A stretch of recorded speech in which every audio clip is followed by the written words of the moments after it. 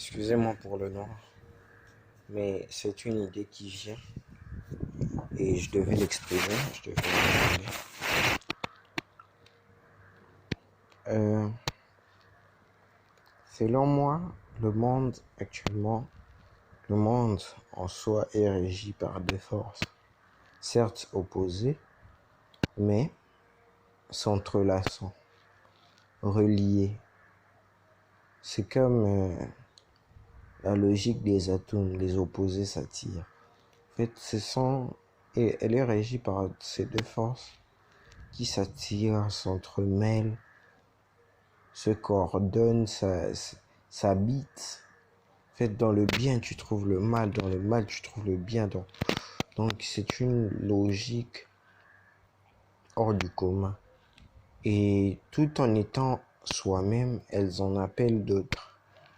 Donc c'est comme la vie de l'être humain, par exemple, qui peut être, qui peut emmener le bonheur peut être produit.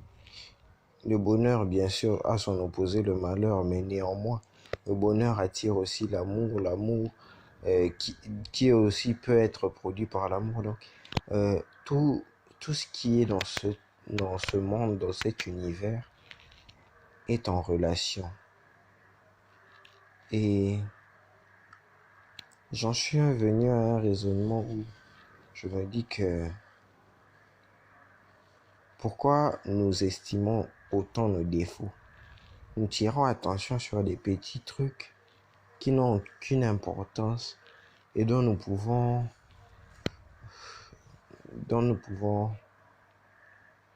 nous affranchir. Par exemple, imaginez que votre corps est composé de plusieurs petites cellules. Et ces cellules aussi doivent être composées de quelque chose.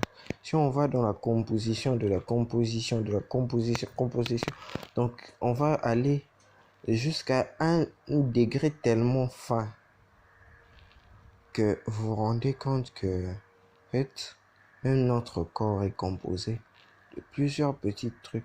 Non, quel effort il a fallu pour en arriver là? Et toi, au lieu de te soucier de ce corps, par exemple, toi, tu préfères te soucier des petits problèmes qui t'entourent. En fait, ce que je voudrais dire, c'est que l'univers est géant. En toi-même, tu as plusieurs petits trucs. Et l'univers est encore plus grand et composé même de toi. Alors, pourquoi vises-tu aussi bas? Pourquoi regardes-tu ta vie alors que tu peux viser les étoiles? Et aussi pour en revenir au début, l'univers et l'homme. Moi je dis qu'on fait partie de l'univers. Et comme le monde est composé de plusieurs formes de sentiments, d'énergie, de trucs, un mélange de plusieurs choses, je dirais que on fait partie de l'univers et l'univers fait partie de nous. Et nous sommes tous entremêlés. Et nous faisons tous partie d'un même organisme. Certes, ayant des oppositions, mais s'attirant néanmoins. Donc, selon ma théorie et ma logique, tout est une question de point de vue. Le mal n'existe que parce que nous voulons qu'il existe. Et le bien n'existe que parce que le mal existe. Parce que quand tu veux le bien, forcément tu désires le mal. Parce que sans le mal, tu ne pourras pas entrevoir le bien. C'est parce que tu connais la douleur que tu connais le bonheur de ne pas ressentir cette douleur. Et c'est parce que tu connais le bonheur de ressentir le bonheur que tu connais le malheur de ressentir une douleur. Donc, tout s'entremêle. Et la meilleure chose qu'on a à faire, c'est d'essayer de s'accorder, au rythme de l'univers. L'homme a essayé tant de fois de briguer les lois de la nature que le monde court à sa fin. Et c'est pas certain que l'homme puisse survivre dans d'autres univers, dans d'autres planètes que celle-ci. Donc, ressaisissons-nous. Je sais, c'est bizarre. Cette vidéo est vraiment bizarre. Ces idées sont vraiment bizarres. C'est la bizarrerie de ma logique. Mais moi, en tout cas, elle m'aide à entrevoir le bien malgré tout. C'est vrai, on souffre. C'est vrai, on a des douleurs. Mais je me dis qu'après la douleur, sûrement le bien vient, le bonheur viendra parce que il s'attire. Et on a besoin de ça parce que sinon on ne connaîtrait pas aussi le bonheur. Donc voilà un peu, c'est une logique que je voulais partager avec vous. Et en fait, je voulais aussi que vous tirez une attention sur le fait que vous faites partie de l'univers et l'univers fait partie de vous. Donc, en d'autres termes, l'univers vous plie à sa volonté, tout comme vous pouvez le plier à votre volonté. Pourquoi? L'être humain suit certaines règles. Les règles, par exemple, de l'éthique, qui nous empêchent, par exemple, de nous déshabiller en public, d'être nus en public. Et de la même manière que l'éthique nous a imposé une règle, nous pouvons imposer une règle d'éthique. Donc c'est comme ça. Le monde fonctionne des deux façons. Donc ça peut venir soit de l'un, soit de l'autre. Et c'est à nous de savoir quand il faut s'incliner et quand il faut s'opposer. Mais il faut savoir aussi respecter. Et l'homme ne respecte pratiquement rien. Ce qui fait qu'aujourd'hui, nous avons tellement pas respecté la terre qu'elle est trouée aujourd'hui. Et la couche d'ozone subit les effets de l'homme. Bon. Je crois que c'est tout ce que je voulais dire un peu. C'est juste une vidéo où j'ai calé plusieurs idées. À vous de trouver celle qui vous intrigue et celle qui répond à votre question. Et donnez-moi des commentaires si vous pouvez. Et une autre chose. Un conseil. L'homme est incapable. L'homme est faible. L'homme a peur. L'homme manque de courage. L'homme, certes, il est l'homme. Mais néanmoins, tous ces défauts s'accompagnent des qualités. Et ça dépend de ton point de vue. Ton défaut peut être une qualité pour une autre personne. Et ta qualité peut être un défaut pour une autre personne. Change tes défauts en qualité, en situation, selon une situation bien donnée. Parce que